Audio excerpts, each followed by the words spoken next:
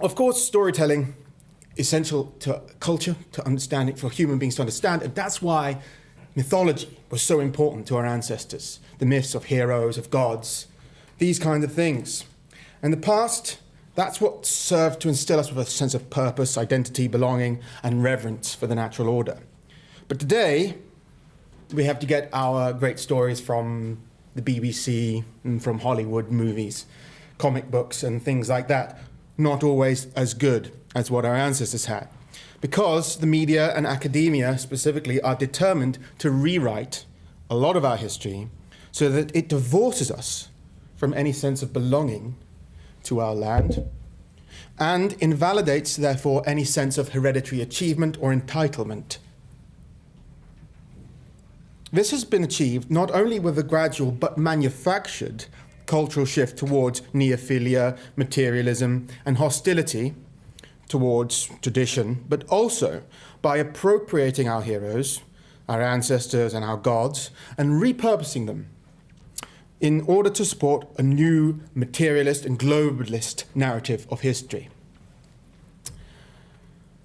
So it is this same agenda of misinformation that the media reports on the latest archaeological and scientific findings, genetic findings about our past, the same spirit with which the world of fiction and Hollywood rewrites things.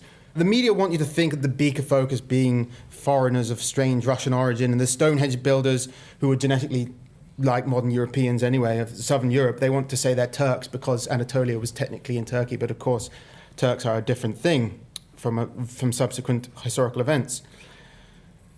They wanted you to think the Mesolithic hunter-gatherers are African because they may have had darker complexions. They wanted to think of your ancestors as foreign, and the idea is that you have no more right to this land than anybody. It's a trick, of course, and they are manipulating facts, stretching the facts. The best lies contain an element of truth, someone said earlier today. In each case, a little research scratches away the false surface and reveals the lies for what they are.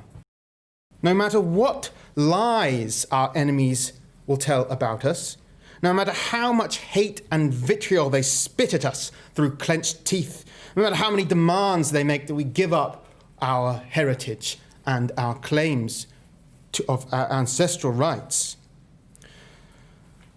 no matter how much they say we have no right to pride and patriotism, we can all be certain of one thing. They will say all of this in our native language. God save the Queen, and thank you for watching.